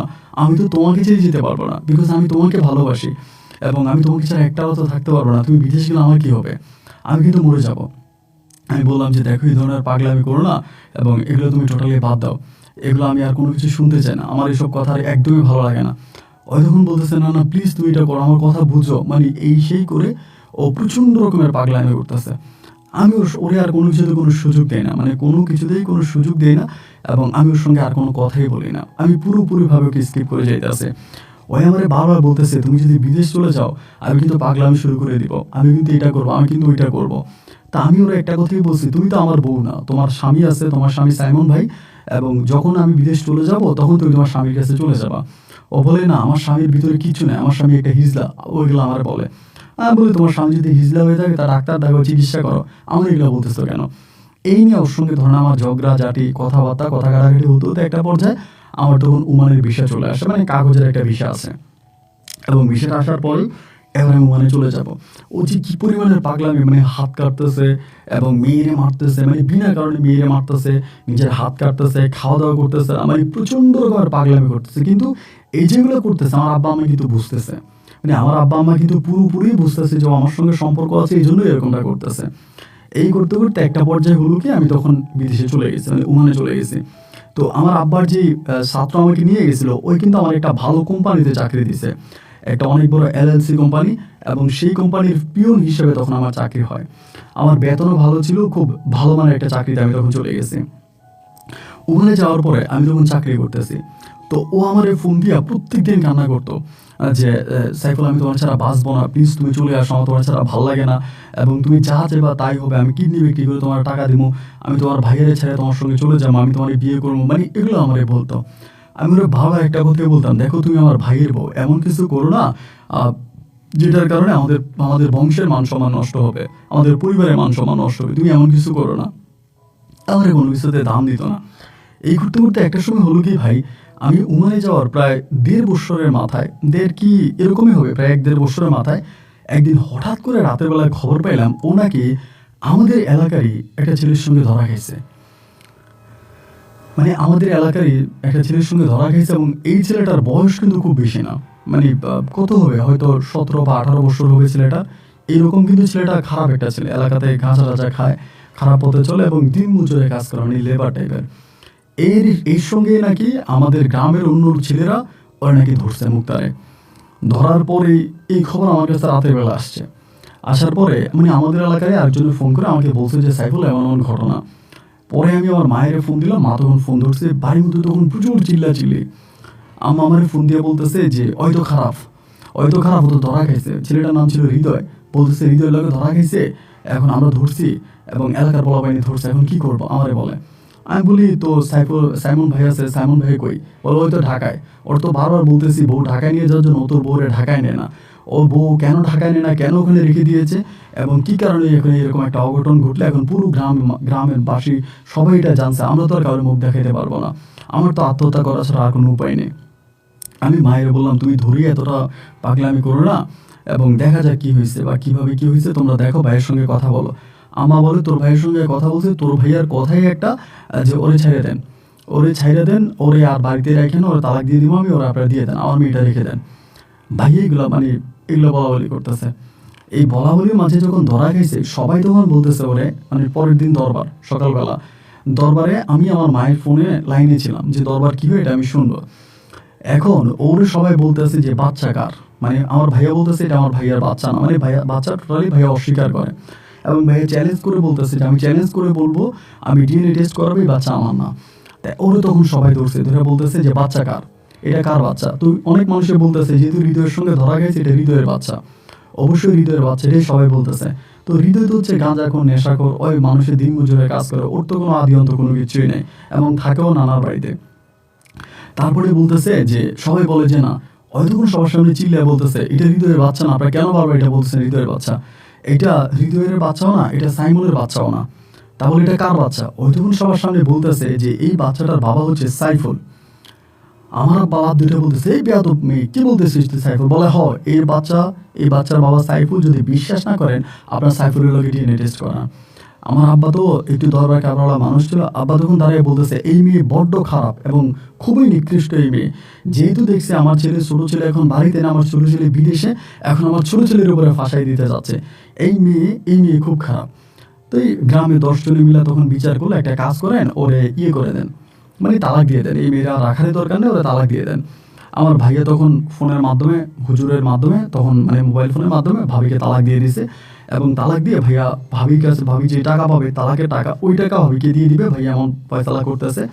এবং এরপরে ভাবিকে ভাবির বাবা মা নিয়ে যায়, শুধু বাবা মা নিয়ে এই বাড়িতেও রাখে না, যেহেতু আমাদের পাশাপাশি ঘর, আমার ভাবিকে তখন তার বাপের মানে তার নানার বাড়িতে পাঠিয়ে দেয়, মানে মুক্তা নানার বাড়িতে তখন তারা পাঠিয়ে দেয়। মুক্তা নানা বাড়িতে পাঠিয়ে দেওয়ার প্রায় 14 দিন পরে একটা অপরিচিত নাম্বার থেকে মুক্তা তখন আমাকে ফোন করে। তো ফোন করার পর আমি তো নাম্বারটা চিনি না, আমি ফোনটা ধরছি, ধরার পরে ও তখন কান্না করে বলতেছে যে তুমি সত্যি করে একটা কথা বলবা। আমি বললাম কি? আমাকে বলে পৃথিবীর আর কেউ না জানুক, তুমি তো জানো আমার যে বাচ্চাটা আছে, আমার এই বাচ্চাটার বাবাকে। আমি বললাম এই বাচ্চার বাবাকে তা আমি কি করে বলবো? ও আমাকে বলে দেখো তুমি না আরব দেশে আছো, আরব তো পবিত্র দেশ, তুমি এরকম একটা দেশে থেকে মিথ্যা বললো না, সত্যি করে বলো, আর কেউ না জানো, এখানে তুমি আর আমি ছাড়া কেউ নেই, শুধু তুমি আছো আর আমি আছি, আমরা দুজনে আছি, তো সত্যিটা বলেছি সন্তানের বাবাকে। আমি বললাম এটা ঠিক আছে, সন্তানের বাবা যদি হিসাব করতে যায় তাহলে আমি, কারণ আমার ভাইয়া তোমার সঙ্গে হয়তো মানে পুরো 2 মাসে 2 দিন ছিল, কিন্তু আমি তো তোমার সাথে 2 মাস পুরো প্রায় মানে হিসাব করতে গেলে 40 দিন আমি তোমার সঙ্গে ছিলাম, 50 দিন আমি তোমার সঙ্গে ছিলাম। ও বলে তাহলে যখন সবাই চিৎকার করে দরবারে বলতেছিল যে এটা হৃদয়ের বাচ্চা, তখন তুমি তো তোমার মায়ের ফোনে লাইনে ছিলা। আমি বললাম তুমি কেমনে জানো? বলে হ্যাঁ আমি জানি, তুমি তোমার মায়ের ফোনে লাইনে ছিলা, তুমি কেন বললা না যে বাচ্চারা তোমার? আমি বললাম যে দেখো মুক্তা, আমি তোমাকে আগেই বলছিলাম আমার ভাইকে বিয়ে করো না, আমি তোমার জন্য অপেক্ষা করব, তুমি আমাকে বিয়ে করো, কিন্তু তুমি এটা করো নাই, তুমি আমার ভাইকে বিয়ে করছো। ও বলে তোমার মা তোমার বাবা তারা আমার যেমনি ধরছে আমি না বুঝতে পারি নাই যে তারা আমার সঙ্গে এইভাবে চিটিং করবে, তারা আমার সঙ্গে এগুলো করছে, করে তারা আমার সঙ্গে এটা করছে। আমি বললাম আমার আব্বা মা খারাপ, বাদ দাও, আচ্ছা বাদ দাও, ঠিক আছে, যা হবার তা হয়েছে, এখন তুমি দেখে শুনে অন্য কোথাও বিয়ে বসে যাও। ও বলে আমি বিয়ে বসবো? তুমি আমার এটা বলতেছো? আমি তোমারে ভালোবাসি, আমার যদি বিয়ে হয় তাহলে দ্বিতীয় বিয়েটা আমার তোমার সঙ্গেই হবে, আমি তোমারে বিয়ে করব। আমি বললাম মুক্তা দেখো এই ধরনের কোনো কথাবার্তা আমি শুনতে চাই না, আমার ভাইয়ের সঙ্গে তোমার ব্রেকআপ হয়ে গেছে, তা আমি তোমার কেমনি বিয়ে করি, আর বিয়ে করলে তো তুমি আমার ঘরেই চাইবা, না এটা হতে পারে না, তুমি দেখে শুনে অন্য কোথাও বিয়ে বসো, আমি এসবের মধ্যে নাই। এগুলো বলে তো তখন খেপে গেছে আমার উপর, মানে রেগে গিয়ে খুব চিল্লাচিল্লি করছে। এই ঘটনার প্রায় 15 দিন পরেই ওই করছে কি ভাই, আপনি শুনলে অবাক হয়ে যাবেন, ওর সঙ্গে এই 15 দিন আমার যত কথা হয়েছে, বিশেষ করে বাচ্চার বিষয়ে, এই সমস্ত কিছু তখন রেকর্ড করে রাখে এবং রেকর্ড করে এই রেকর্ডিংয়েও তখন করে কি আমাদের এলাকার চেয়ারম্যানের কাছে দেয়। এবং চেয়ারম্যানের কাছে দিলে পরে চেয়ারম্যান তখন আমার আব্বাকে ডাইকা পাঠায়। আমার আব্বাকে ডাইকা পাঠায় বলে, তোমরা যেরকম মেয়েটার জীবন নষ্ট করলা, তোমার বড় ছেলে আর তোমার ছোট ছেলে মিলে, এটা তোমরা কেন করলা? তোমার ছোট ছেলে এই মেয়ের সঙ্গে খারাপ কাজ করছে এবং তাতে মেয়েটার পেটে বাচ্চা হয়েছে, আর এই বাচ্চা তখন তোমরা অন্য কারোর উপরে ছাপাই দিলা, এটা কেন করলা? চেয়ারম্যান তখন আমার আব্বার চাপ দিছে পরে। এখন ওই তখন করছে কি, মানে মুক্তা তখন আমারে বলতেছে, আমি বললাম, মুক্তা চেয়ারম্যান এটা কেমনে জানলো, আমার আব্বা কেমনে জানলো, পরিবার কেমনে জানলো, তোমার সঙ্গে আমার যে কথা হয়েছে তারা এগুলো কেমনে জানছে? পরে বলে, আমি তো বলি নাই, ওকে বলে দিছে, কখনো বলে লিফি বলে দিছে, কখনো বলে সঞ্জিতা বলেছে, মানে আমাদের বাড়ির যে অন্য অন্য মেয়েরা আছে অবলা আমি তাদের সঙ্গে শেয়ার করছিলাম, তারা মনে হয় বলে দিছে, আমি তো বলি নাই। আমি বললাম, তুমি থাকো তোমার নানার বাড়িতে, তুমি তো তোমাদের বাড়িতে থাকোই না, তাহলে তারা জানবে কেমনে? বলে, তাদের সঙ্গে মোবাইলে কথা হয়েছিল, আমি তাদেরকে মোবাইলে বলছিলাম, তারা মনে আমার কথা রেকর্ড করে মনে চেয়ারম্যানকে শোনাই দিছে। ঘটনার কয়েকদিন পরে আব্বা তখন আমাকে ফোন দিছে, ফোন দিয়ে আমার বলতেছে, সাইফুল, চেয়ারম্যানের কাছে এমন এমন রেকর্ডিং গেছে এবং চেয়ারম্যান বলতেছে যে এটা সমাধা করে দেওয়ার জন্য। এটা সমাধা কি? তুই দেশে এসে মুক্তারে আবারও বিয়ে করে তুই মুক্তারে নিয়ে আলাদা থাক, আমার বাড়িতে আসবি না, আলাদা ঘর ভাড়া করে থাক, তুই দেশে আয়। মানে আমি তখন মানসিকভাবে পুরো ভেঙে পড়ছি। আমার আব্বার মান সম্মান তখন শেষ। আমি তখন মুক্তারে বললাম যে, মুক্তা, তুমি আমার সঙ্গে এটা কেন করলা?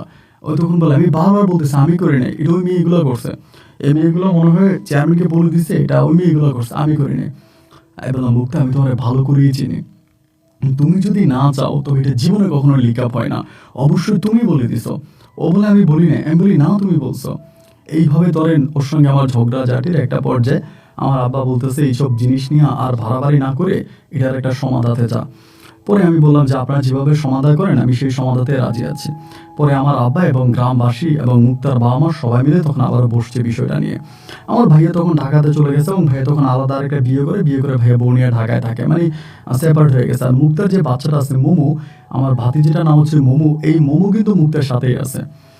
এইবার হলো কি দরবার, মানে দরবারের ভিতরে আমার আব্বা তখন বলতেছে যে, দেখেন এই মেয়েটা খারাপ, এই মুক্তা মেয়েটা খারাপ এবং তার অনেক ব্যাড রেকর্ড আছে। এর আগে রাসেল নামের একটা ছেলের সঙ্গে সম্পর্ক, এরপরে আমার ছোট ছেলের সঙ্গে সম্পর্ক, বিয়ে করছে আমার বড় ছেলের, এরপরে আবার হৃদয় নামের এক ছেলের সঙ্গে ধরা খাইছে।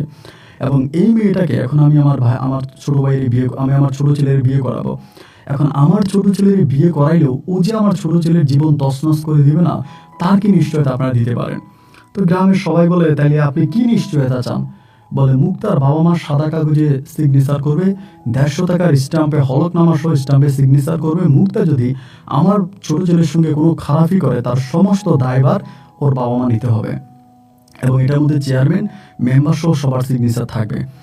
এটা মুক্তার বাবাকে তখন জিজ্ঞেস করার পরে মুক্তার বাবা মা দুজনেই এই প্রস্তাব মেনে নিয়েছে যে, ঠিক আছে, আমরা আপনার এই প্রস্তাব মানছি, যদি আমাদের মেয়ে সাইফুলের সঙ্গে কোনো রকমের খারাপই কিছু করে তাহলে এটার সমস্ত দায়ভার আমরা নিব। এইভাবে তখন মুক্তার বাবা মাই দায়িত্ব নিচে পড়ে। তখন এই মোবাইল ফোনে আমার আব্বা তখন বলতেছে যে, তুই দেশে, আমি বললাম না, দেশে যাবো না। তখন বলতেছে মোবাইলে বিয়ে করার জন্য, যেহেতু মুক্তার সঙ্গে আমার আগ থেকে সম্পর্ক, এবং এরকম করে মোবাইলে তখন তারা মুক্তার সঙ্গে আমাকে বিয়ে করাই দেয়। মুক্তার সঙ্গে আমার মোবাইলে বিয়ে হয়ে যাওয়ার পরে তারপরে হইলো কি, আমি তখন ওমানে পড়ে আছে, মুক্তা তখন দেশে। আমি তো আর দেশে আসবো না, এই মুখ আমি আর দেশে কেমনে দেখাবো, যে মান সম্মান নষ্ট হয়েছে। তাই মুক্তা তখন আমার বলতেছে, তুমি একটা কাজ করো, তুমি আমার বিদেশে নিয়ে যাও, আমার তো এখানে ভালো লাগে না এবং তুমিও কখনো দেশে আসবা না, আমার মান সম্মান তো সবই গেল আমার ভুলের কারণে, এখন তুমি আমাকে বিদেশে নিয়ে যাও, বিদেশে চলে যাবো। আমি বললাম, বিদেশে আনলে তো তুমি খারাপই কোনো কিছু করবো না? ও বলে, না না না, আমি বিদেশে আনলে একদমই খারাপই করবো না, আমি তোমার সঙ্গে থাকবো, তোমার সঙ্গে চলবো ফিরবো এবং তুমি যা বলবো আমি তাই করবো। তা আমি বলছি, আচ্ছা ঠিক আছে, যদি এটাই হয়ে থাকে তাহলে আমি তোমাকে আনবো।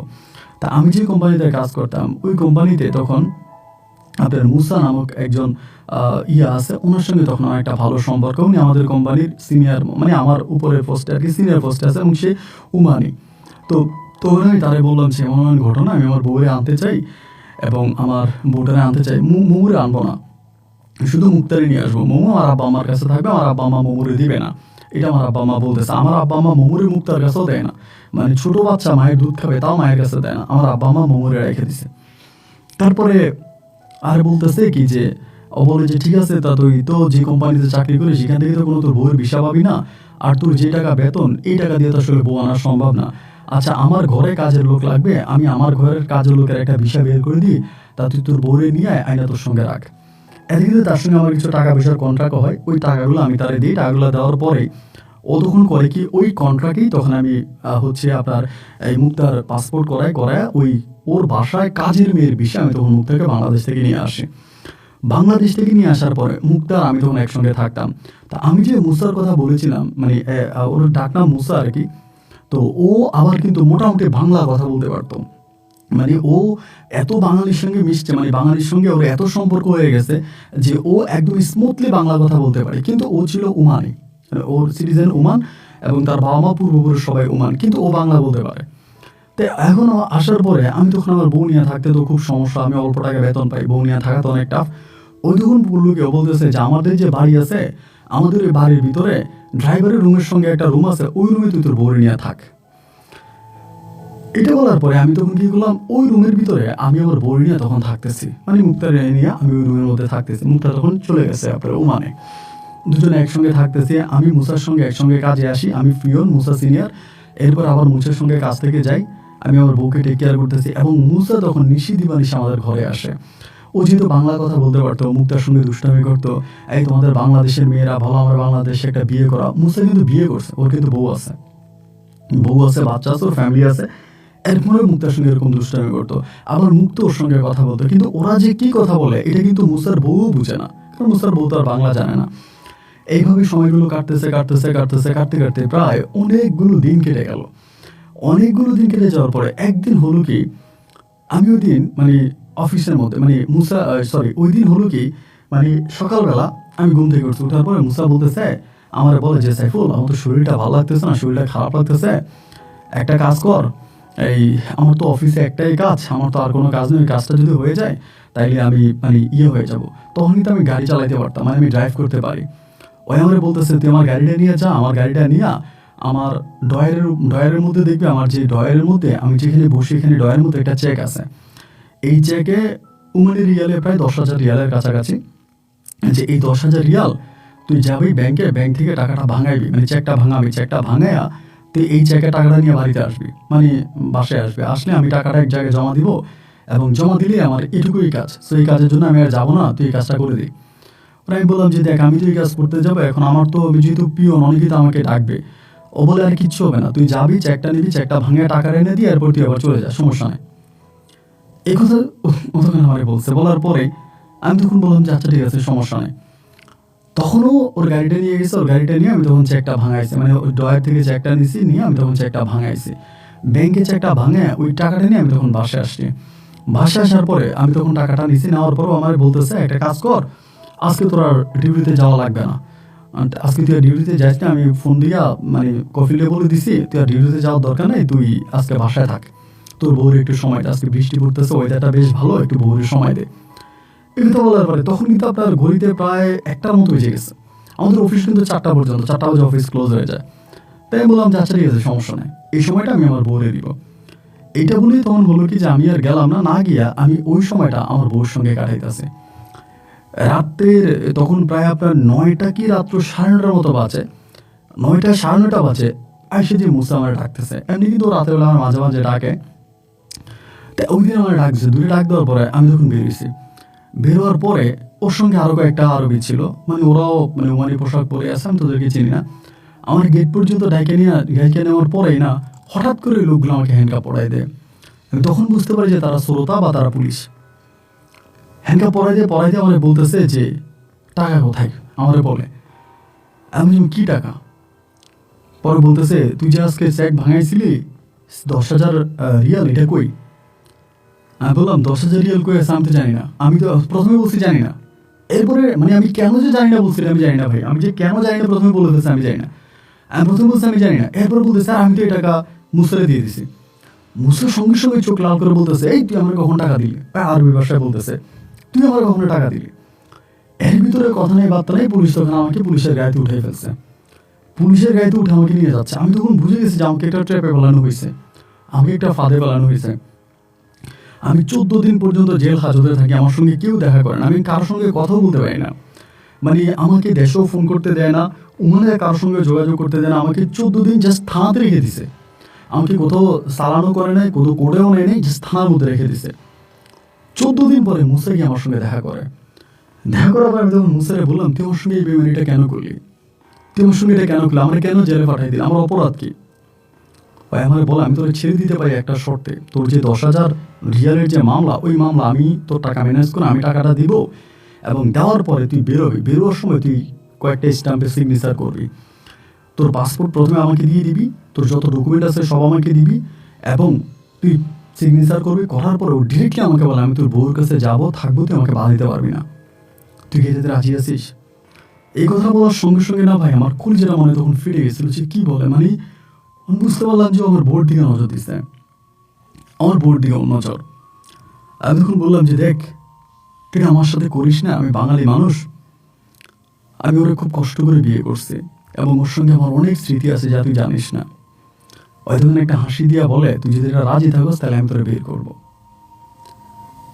তার যদি তুই রাজি না থাকস তুই সারা জীবনে জেলে পড়া লাগবে, তুই সারা জীবন জেলে থাকা লাগবে। এটা বলে তখন চলে গেছে। আমি তখন চিন্তা করলাম ভাই আমি তো ওইখানে থাকি না, আমি অলরেডি জেলে আছি, আর একটা ঘরের ভিতরে মুখটা একা থাকে, ও তো কোনো ভাষাও জানে না, কার সঙ্গেও যোগাযোগও করতে পারে না, ও তো কোনো ভাষাও জানে না, কিচ্ছু জানে না। এর মাঝে যদি এই শয়তানটা যদি কেউ ওর সঙ্গে খারাপ কাজ করে তাহলে তো কিছুই করার থাকবে না। তো তারপরেও আমি জেল থেকে বেরোই আমি ওর প্রস্তাবে রাজি হই পরেরটা পরে, কারণ ও যদি এখনো খারাপই করে তাও তো করতে পারে, আমি তো আর তা দেখবো না। এটা বলে আমি তখন রাজি হয়েছি। রাজি হয়ে আমি তখন বললাম যে ঠিক আছে। ওই তখন জেনে আমার কাছ থেকে সিগনেচার নিয়ে সব কিছু নিয়ে, আমার পাসপোর্ট কই আছে আমি বলছো ভাইয়া টেঙে আমার পাসপোর্ট সব নিয়ে ওই তখন আমার জেল থেকে বের করে। আমার জেল থেকে বের করার পরে মানে আমি বাসায় যাই, বাসায় যাওয়ার পরে ভাই মুক্তার ভিতরে আমি কোনো রকমের একটা মানে দেখতেছি না যে আমি এতদিন জেল থেকে ফিরে আসছি, এতদিন জেলে ছিলাম এবং আমার এমন জীবন কাটছে, আমি এতটা কষ্টে ছিলাম, ওর ভিতরে বিন্দু মাত্র পরিবর্তন নাই, মানে কোনো অনুশোচনা নাই যে আমি এত বড় একটা মানে থেকে বেরিয়ে আসছি বা ওর মানে কিছু না, ও খুবই সিম্পল স্বাভাবিকভাবে আমার দিকে তাকায় আছে, আমি খাইছি কিনা ঠিক আছে কিনা কোনো কথাও বলে না। না বলার পরে এই ঘটনার পরের দিন তখনই আমার মানে ফোন দিয়ে বলতেছে তুই বেরো, আমি তোর ঘরে ঢুকবো। তখন রাত্র প্রায় 7টার মতো বাজে। তাই ওর ফোনটা পাওয়ার পর আমি তখন বেরোইতেছি, বের হবে আমার সময় আমার হাত ধরছে মুক্তা, ধরে বলতেছে তুমি কই যাইতেছো। তখন আমার ভাই আমি চোখের পানিগুলো ধরে রাখতে পারি নাই, মানে তখন চোখের পানিগুলো অনর্গল বেরোইতেছে। ও বলে কাঁদতেছো কেন, কই যাইতেছো? আমি কই যাইতেছি তুমি তো জানোই, এর আগেও কিন্তু এরকম ঘটনা ঘটছে, আমি নিজেই মানে করছি। পরে আমারে বলে যে তার মানে কি তুমি আমার ওই বেটার হাতে তুলে দিছো? আমি তোমার ওই বেটার হাতে তুলে দিই না, আমি তোমার ওই বেটার হাতে তুলে দিতে বাধ্য হয়েছে, তবে আমার উপরে বিশ্বাস রাখো, আমি তোমাকে ছেড়ে দিব না, যা হবে যেটাই হবে এটা আমাদের ভাগ্য, আমাদের নিয়তি, এবং সবশেষ আমি তোমার সঙ্গেই সংসার করবো, আমরা কোনোভাবেই এই দেশ থেকে বের হওয়ার ব্যবস্থা করি। এরপরে আমি আর ঘর থেকে বেরিয়ে গেলাম এবং ওই হারামি তখন ঘরে ঢুকলো। ও ঘরে ঢুকলো এবং ও ঘরে ঢোকার পর এরকম করে প্রায় 1-2 দিন প্রতিনিয়ত এগুলা করতো, এবং একটা সময় তখন মুক্তারে পুরো আলাদা করে ফেলে, মানে ওদের বাড়ির মধ্যে রাখেন, আলাদা ভাড়া রাখে, আমি ওইখানে থাকি, ওই আমার চোখের সামনে যায় এগুলা করে। এভাবে প্রায় মাস 4 মতো কেটেছে, আর আমি শুধু সুযোগ খুঁজতেছি যে কিভাবে এখান থেকে পালিয়ে যাওয়া যায়, কিভাবে আমার বউকে নিয়ে এখান থেকে পালিয়ে যেতে পারবো এবং কিভাবে আমি এটা থেকে বাঁচতে পারবো। আমি শুধু অপেক্ষা করতেছি, কিন্তু কোনো সুযোগ পাইতেছি না, কারণ তো আমার সব আটকে রাখছে। এভাবে প্রায় আপনার 4 মাসের মতো কেটেছে, এবং 4 মাসেও যা করে তা আসলে আল্লাহর আরশ আজিম কেঁপে ওঠার মতো। এই 4 মাস পরেও তখন হঠাৎ করে বলতেছে আমার বউরে নিয়ে ওনাকে আমেরিকাতে যাবে। বলতেছে আমি তোর বউ নিয়ে আমেরিকাতে যাব, তোর বউরে আমেরিকান কাপড় পরাইয়া তার সঙ্গে ঘুরবো। তো আমি তখন মুক্তারে বললাম যে মুক্তা তুমি যাও না, তুমি যাও না। তখন আমি মোটামুটি মানে কয়েকটা বাঙালির সঙ্গে কথাবার্তা বলে কিছু সিআইডিকে বিষয়গুলো জানাইছি, মানে ওরে ধরার মোটামুটি 90% প্ল্যান আমি কিন্তু করেই ফেলছি। ওখানে আমাদের যে বাঙালি অ্যাসোসিয়েশন আছে, বড় বড় মানুষগুলো আছে, তাদের নামগুলো না বলি, তারা আমাকে হেল্প করছে। তারা বলছে যে তুই শুধু ও তোর ঘরে ঢুকবো, তোর বউয়ের রুমে যাবে, তুই আমাদেরকে ফোন দেবে, আমরাও পুলিশ নিয়ে যাবো ওখানে আটকামো, এগুলো আমার বলছে। কিন্তু ও আমার বউয়ের নিয়ে কিন্তু কথা না, রুমে যাইতো না, বিভিন্ন জায়গায় চলে যেত, রুমে যাইতো না। এর মাঝেও এই পরিকল্পনা করছে। আমি তখন মুক্তারে বললাম যে মুক্তা তুমি ওরে রুমে আসতে বলো, তুমি ওর সঙ্গে বাইরে যাও না। ওরে বলে আমি বাইরে যাবো না, তুমি রুমে আসো, ওরে রুমে আসতে বলো। আর সেকেন্ড কথা হচ্ছে তুমি ওর সঙ্গে বিদেশে যাও না। কিন্তু মুক্তা আমার কোনো কথাই শোনে নাই।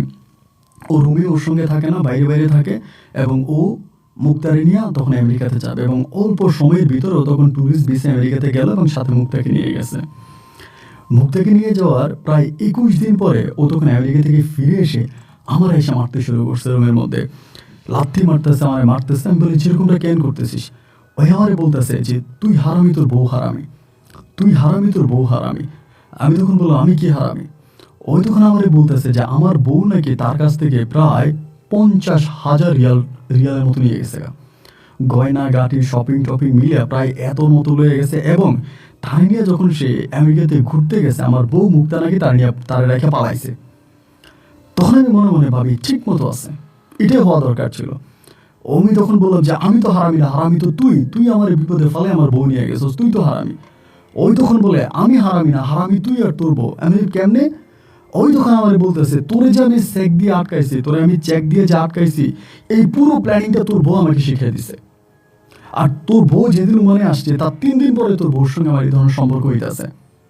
আমি বললাম মানি? বলে হ্যাঁ, তোর বউ ওমান আসার ঠিক 3 দিন পর থেকে তার সঙ্গে আমার এই ধরনের সম্পর্ক, এবং সেই আমাকে বলে দিছে তোরে এইভাবে প্রসেস করে তোরা আটকে দেওয়ার জন্য। আমি তখন বুঝলাম যে তার মানে মুক্তার বাবা মা যে আমার বাবা মায়ের কাছে স্ট্যাম্প দিছে, সিগনেচার দিছে, এই জন্য মুক্তায় এমন একটা প্ল্যানিং সাজাইছে যে প্ল্যানিংয়ে সাপও মরবে, লাঠিও থাকবে। মানে মুক্তা এখানে অপরাধী বানাইলো ওই উমানিরে, কিন্তু মধ্যে দিয়ে মুক্তি এই প্ল্যানগুলো সাজিয়েছে। ওই আমার তখন বলতেছে যে পুরো প্ল্যান তোর বউ আমার বলতেছে এরকম এরকম কর, এবং সে আমাকে যথেষ্ট প্রমাণ দিছে যে দেখ অমুক তারিখে আমি গেছি তোর বউর কাছে, এই প্রমাণগুলো সে আমাকে দিছে। তখন কিন্তু ওই উমানি আমার ঘরে আসার কোনো প্রশ্নই আসে না, কিভাবে আসছে। এবং সে আমাকে সিসি ক্যামেরা পর্যন্ত দেখাইছে যে তুই দেখ এই সিসি ক্যামেরা, আমি অমুক দিন তোর ঘরে গেছি, তোর বউ দরজা খুলে দিছে, দেখ তোর বউ দরজা খুলে দিছে, আমি গেছি। তো তখন কিন্তু আমি আমার বউর সঙ্গে বেশ ভালো, মানে মুক্তার সঙ্গে আমি বেশ ভালো। ওই সময় কিন্তু ওই উমানি আমার ঘরে যাওয়ার প্রশ্নই আসে না। কিন্তু ওই সময় থেকে উমানি তার কাছে যেহেতু সে আমাকে কখনোই বলে নাই যে এই লোকে যে তার কাছে আছে, মানে সেই ডাকছে, ওই যে বাংলা কথা বলতে পারতো, ওই বাংলা জানে, সেই ডাকছে। সঙ্গে সঙ্গে আমি তখন এই ঘটনা দেশে জানাইলাম যে আব্বা মুক্তা আমার সঙ্গে এটা করছে। এগুলো বলার পরে এদিক দিয়ে মুক্তা তখন করছি কি এলাকাতে ফোন দিয়ে বলে দিছে যে আমি তার ওইখানে বিক্রি করে দিছি, মানে আমি উমানে তার বিক্রি করে দিছে। আব্বা তখন বলে তুই দেশে আয়।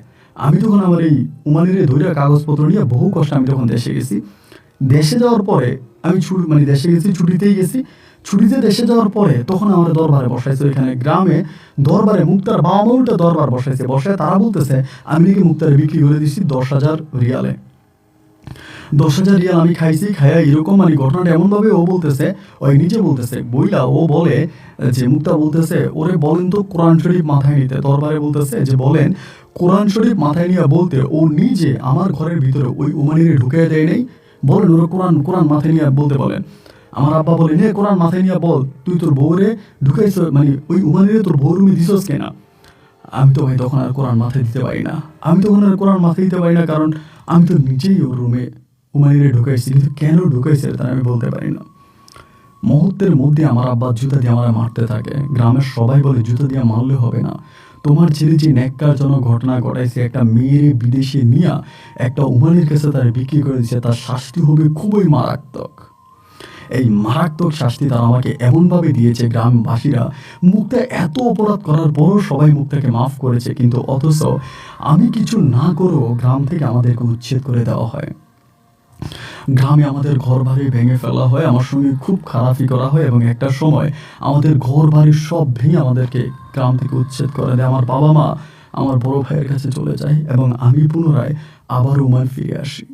এবং আজকে প্রায় বহু বছর হয়ে গেছে আমি আর ওমান থেকে যাই নাই। এখনো সেই কফিলের সঙ্গে আমার যোগাযোগ আছে, এখনো সে বলে তোর বউ হারামি, তোর বউ চিটিং। কিন্তু মুক্তা আমেরিকাতে গিয়ে তার পুরো লাইফ সেটেল করে ফেলে। আমেরিকাতে সে গিয়ে সে ওইখানে আরেকটা বিয়ে করে, আমাদের বরিশালের একটা লোকের বিয়ে করে। ওই লোকে আমেরিকাতে থাকে, বিয়ে করে, এবং বিয়ে করে সে তার মেয়ে মোমোকে আমেরিকাতে নিয়ে যায়।